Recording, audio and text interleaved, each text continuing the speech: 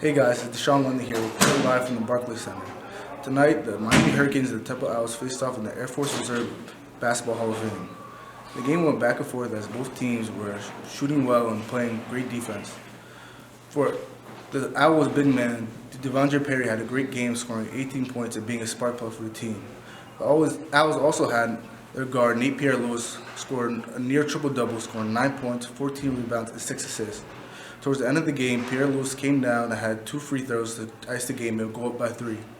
He was unable to make the 3, and on the next possession, Lykes came to the rim, pump fake, got him in the air, and knocked both of his free throws down.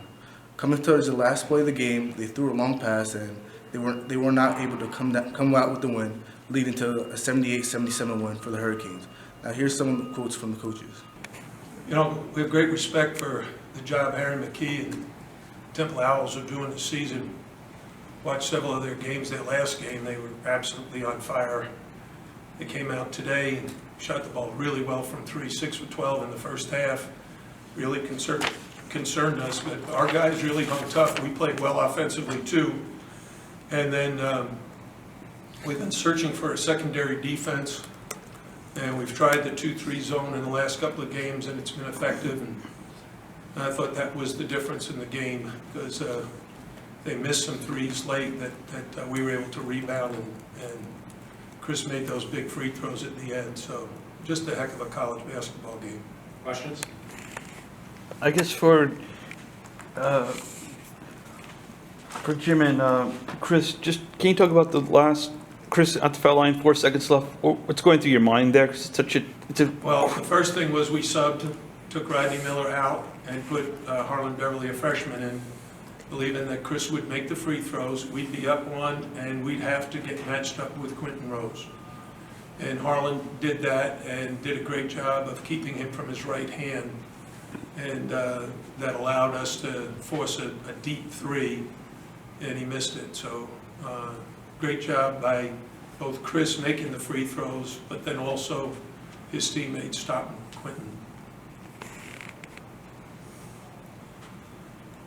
Why do you think Temple was able to shoot the ball, as well as they did early on? Coming into this game, they had shot the ball as well as they did early in the game.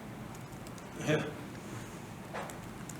Didn't they shoot it pretty well against St. Joe's? Yeah. So I mean, sometimes you get to the point where you might miss some shots early in the season as you get comfortable, but today and against St. Joe's, they were really on fire. Chris, on the last play, what were you thinking? Get him in the air. When he was in the air, you said, let me get contact. How did you kind of set that up? What were you trying to set up? Coach will talk about shot fakes a lot, especially in a moment like that. And I know Nate pretty well. He's a great defender, so I knew if I could just get him off me a little bit, create some separation in the shot fake. I thought he was going to jump. He's a great defender, and I was able to draw the foul. Anything else for Coach Al or Chris? Yeah, big night for Devondre Perry. What did you see out of the Owls forward?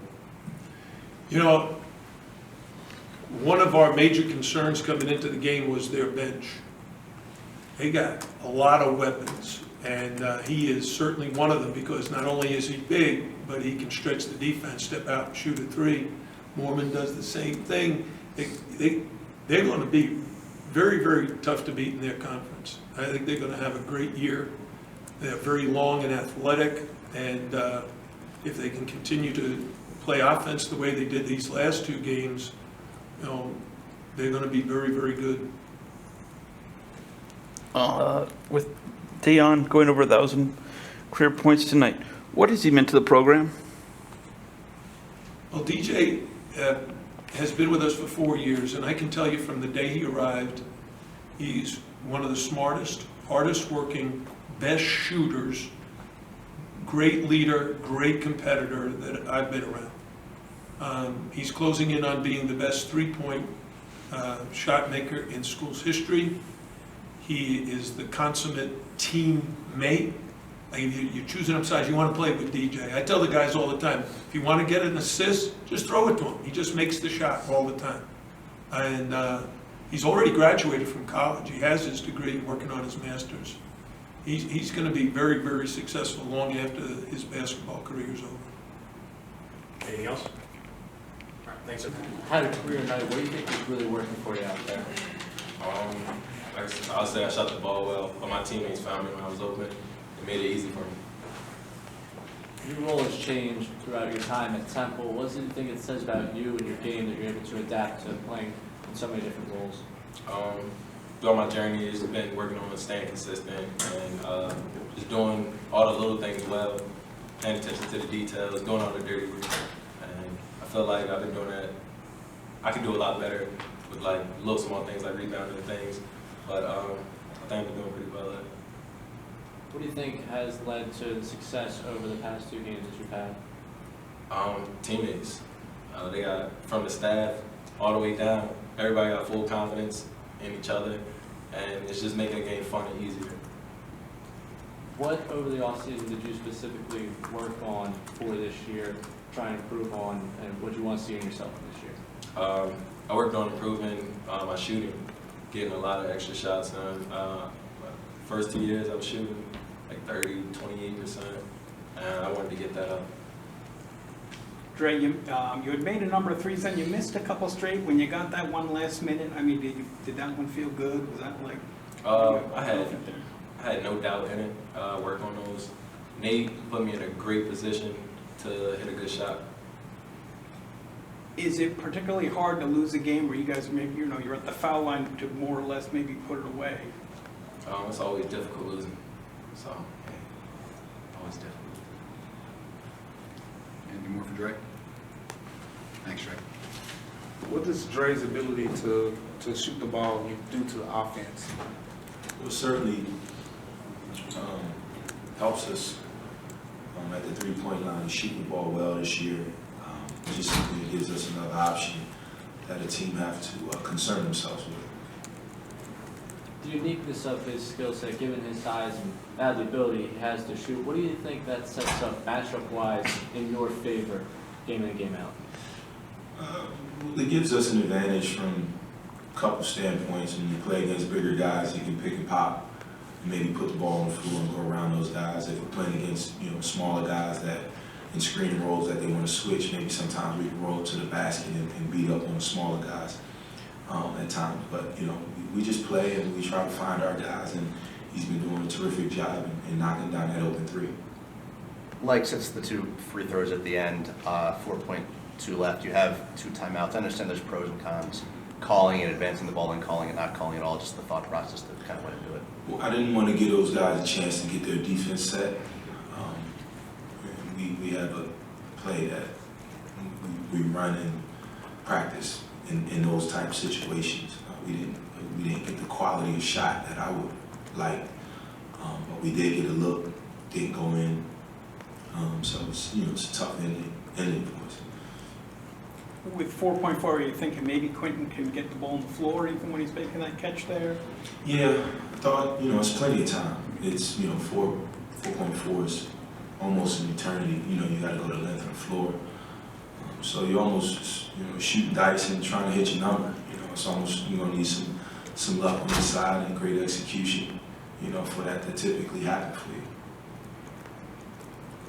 When is it I don't know, particularly terrible to sort of lose a game? We had guys hit big shots at the end, right? And then to not have it add up to a win. Yeah, it was a game that was right there. It was ebbs and flows throughout the game. They make a run, we make a run, they make a run, we make a run. I thought we got control of the game late in the second half. We had some critical turnovers late that got those guys back in the game. They got some separation with a few minutes left in the game. We got back in it, and we got a lead. So, it's basketball. You want to try to control your destiny. We didn't do a great job of that. We had some careless turnovers that cost us. You're 10 games into the season now. You can kind of see the identity of this team. Where are they compared to where you expect them to be right now? Well, our standards are high, and I expect to be, where we're at now. Quite honestly, we have too many losses, for my liking.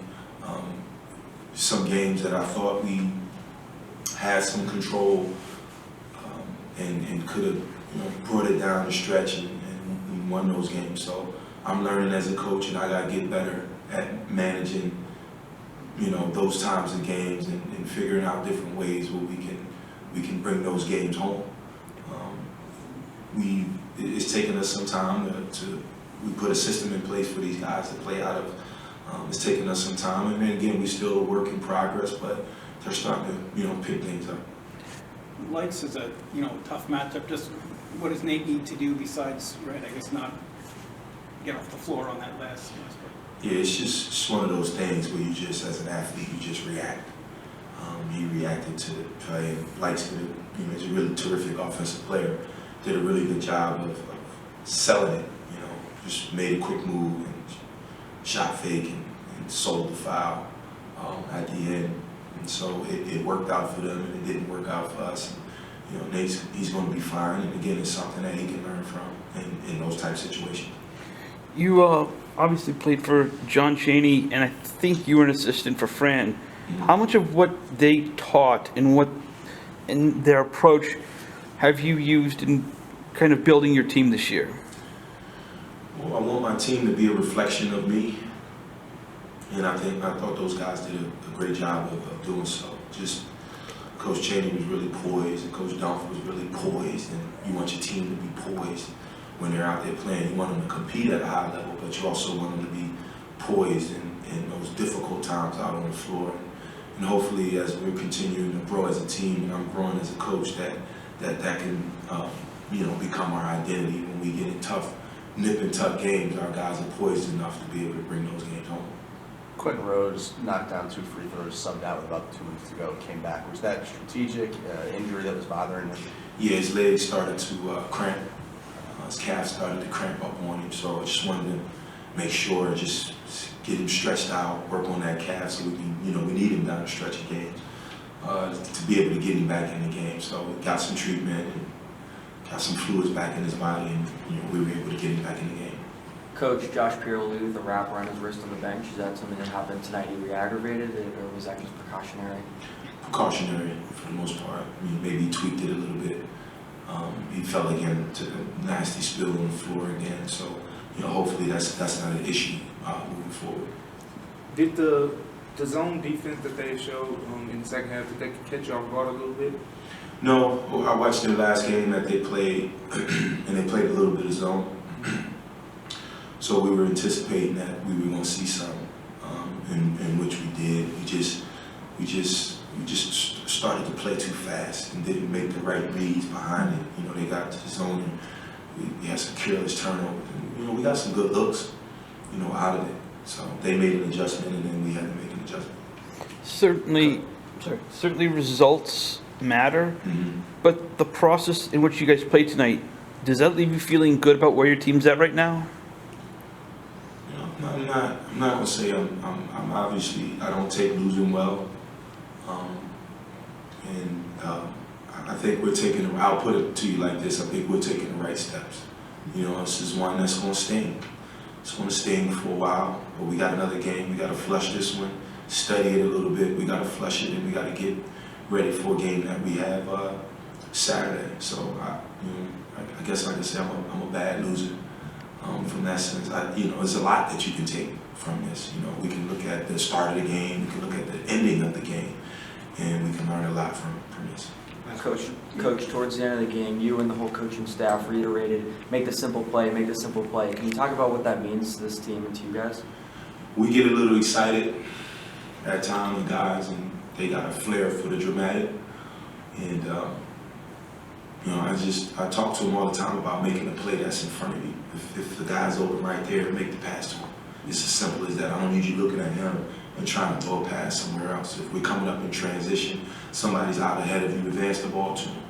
And that's as simple as you can get. And that's something that can help us keep our turnovers down because we're getting ourselves in trouble trying to, complicate things. One final one. Yeah, it looked like you started with Nate on DJ. Eventually you switched him mostly on the Lykes. Yeah. Is that something you just... We wanted to wear him down. He's, in great physical condition, quick.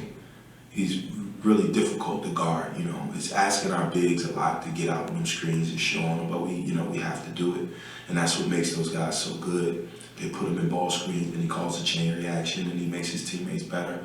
But we wanted to put Nate on him and extend our defense a little bit more and try to wear him down. Okay. Thanks, Coach.